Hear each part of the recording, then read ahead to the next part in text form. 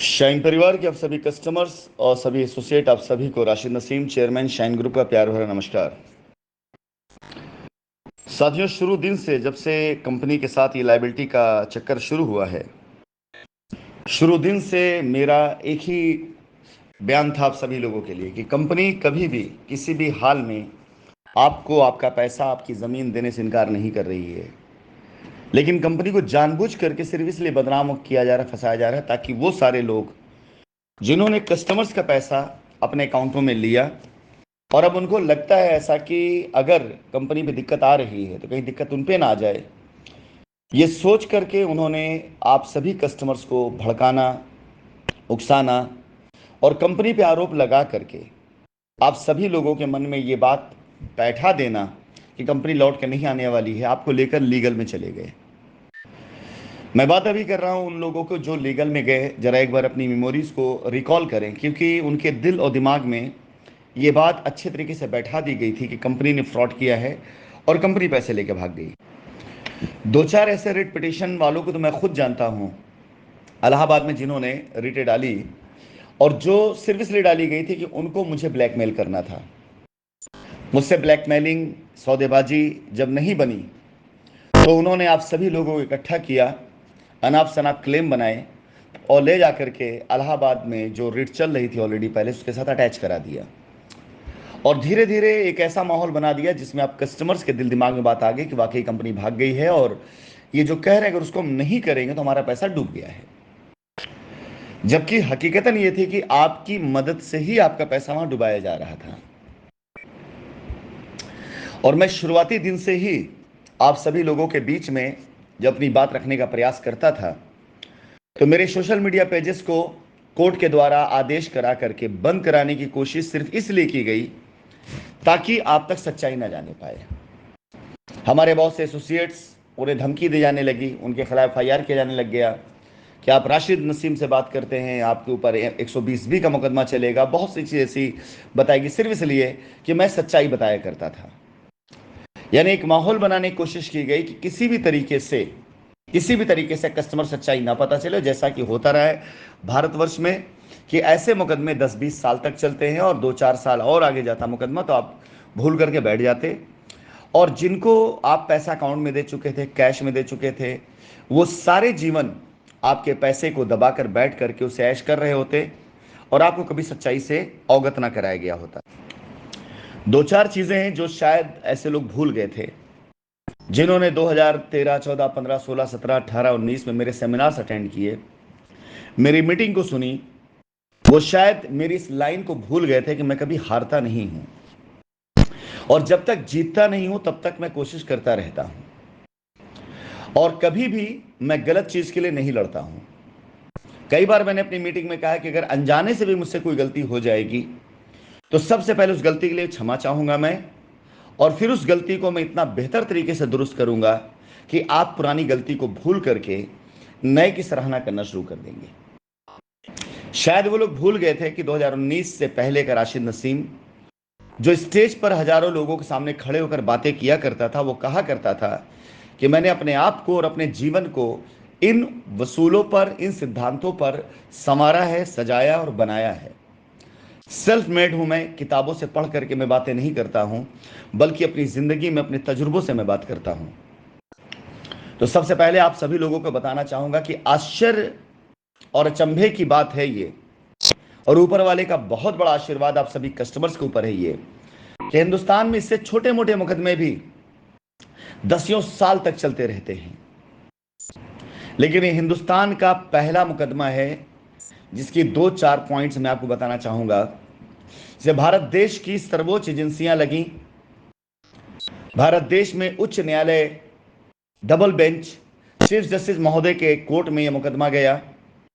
और एक बार नहीं, दो बार नहीं, कई बार गहन जांच करने के बाद जब ये जजमेंट आता है तो इसमें दो चार चीजें बहुत ही ज्यादा इंपॉर्टेंट जो आपको जानना चाहिए आप कस्टमर को, क्योंकि ये जजमेंट और ये समय सीमा, ये यकीन जानिए कि शायद ईश्वर का वरदान आप सभी कस्टमर्स के लिए और कंपनी के लिए है, जो ये बताता और सिखाता है कि अगर सच्चाई की राह पे आप चलते रहें तो सामने समस्याएं आएंगी जरूर थोड़ी सी, लेकिन एक दिन जीत आपकी जरूर होगी। 4-5 साल के अंदर इतना बड़ा मुकदमा एक ऐसा जजमेंट लेकर आ जाए जिसमें कस्टमर्स को पैसा मिलने का रास्ता खुल जाए, यह अपने आप में एक ऐतिहासिक समय सीमा है।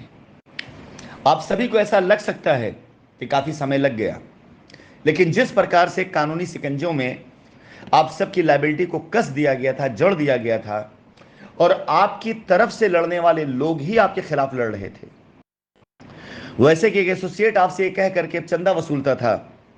कि 1,500 रुपए दीजिए, वकील साहब कोर्ट में आपका क्लेम रख रहे हैं, उनकी फीस देना है और आपका पैसा तभी मिल पाएगा जब कोर्ट फला फला फला जो भी चीज़ें हैं, 68,000 करोड़ रुपए विदेश चला गया उसको लेकर आएगा, बहुत कुछ आपको बताया गया होगा। लेकिन वास्तविकता दूसरी थी। आप देते पैसा किसी और नाम पे थे, लेकिन काम कुछ और होता था। काम सिर्फ इस बात के लिए होता है किसी प्रकार से कोई जजमेंट ना आने पाए और डेट आगे चली जाए। इसी क्रम में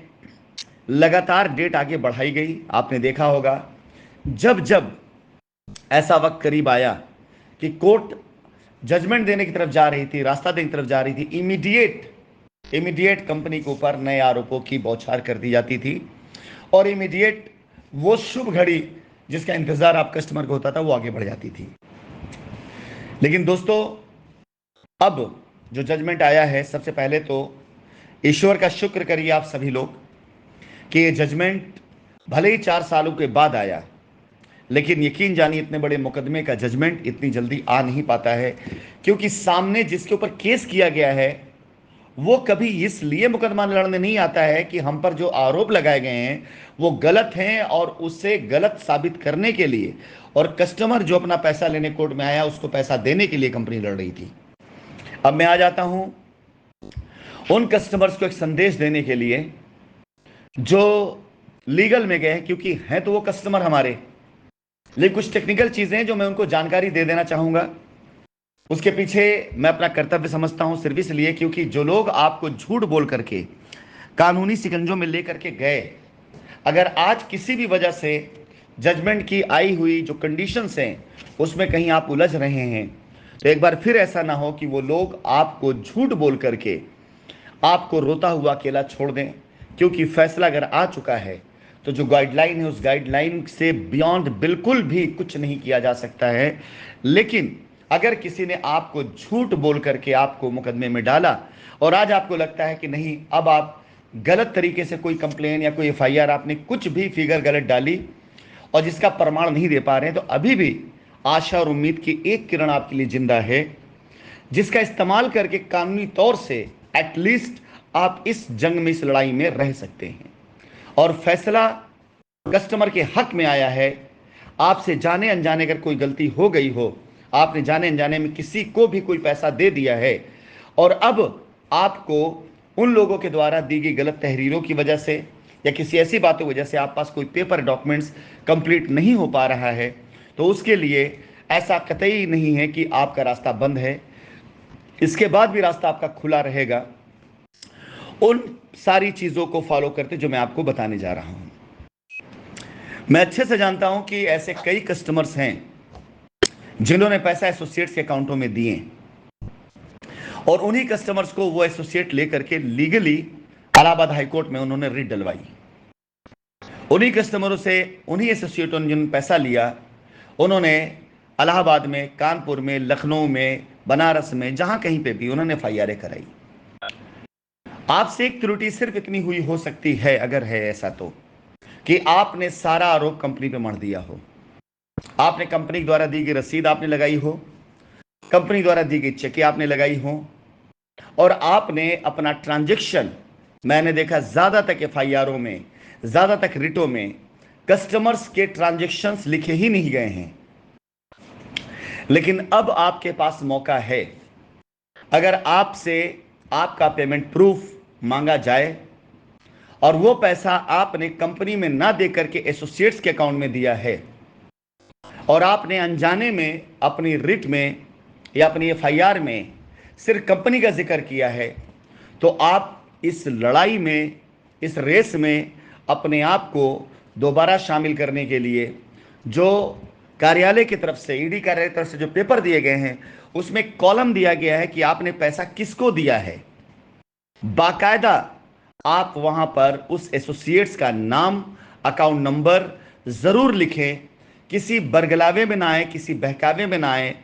आपने पैसा दिया है, अहम बात यह है। उन्होंने गलती अगर आपसे करवाई है तो आप उस गलती को आज भी सुधार सकते हैं। साथियों, इस कोर्ट आदेश का अलग अलग पहलू हो सकता है, अलग अलग एंगल हो सकता है। कस्टमर्स के लिए कस्टमर्स का एंगल हो सकता है,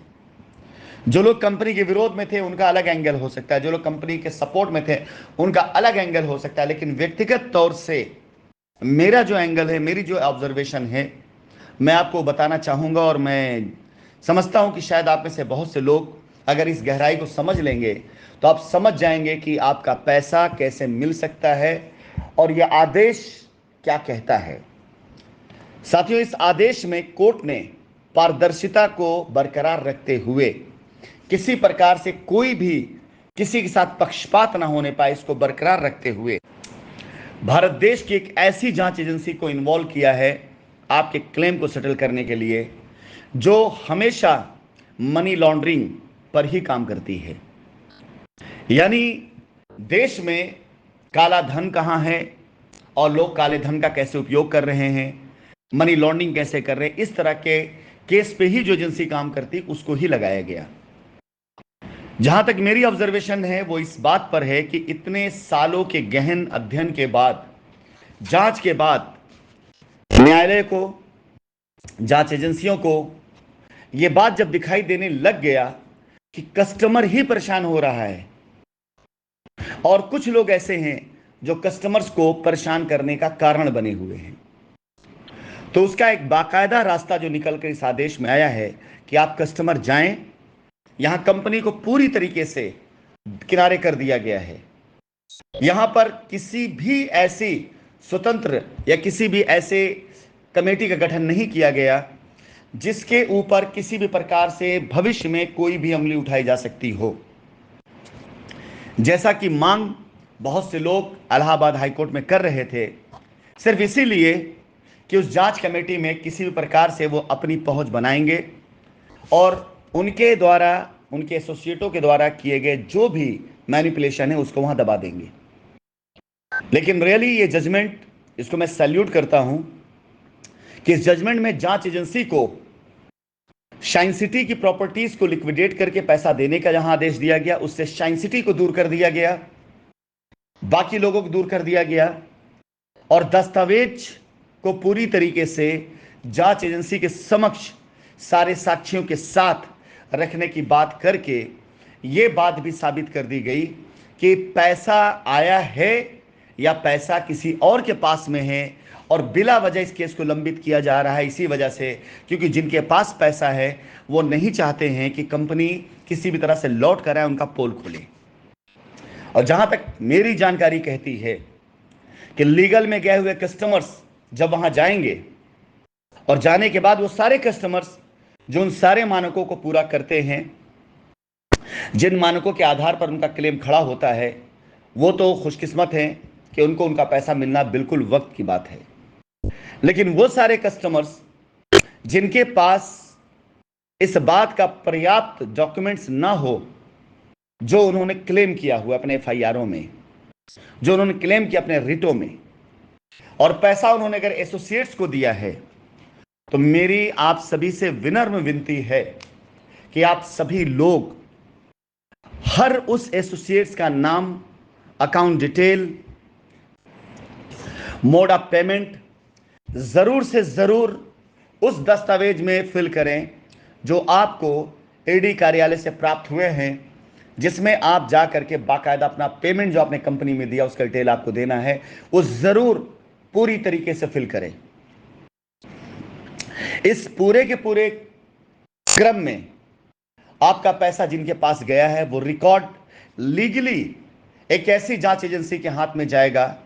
जो इसी बात की मुख्यतः जांच कर रही है कि कहीं ऐसा तो नहीं है कि कंपनी का नाम लेकर के या कंपनी के आधार पर पैसा लेकर के लोगों ने मनी लॉन्ड्रिंग की हो। यकीन जानिए, जजमेंट सिर्फ जजमेंट नहीं है बल्कि ये इंसाफ है। कस्टमर को उसका पैसा मिलेगा, कस्टमर को उसकी जमीन मिलेगी, कंपनी अगर सही है तो साबित होगा, अगर कंपनी कहीं भी गलत होगी तो अपने आप आपके सामने आ जाएगा।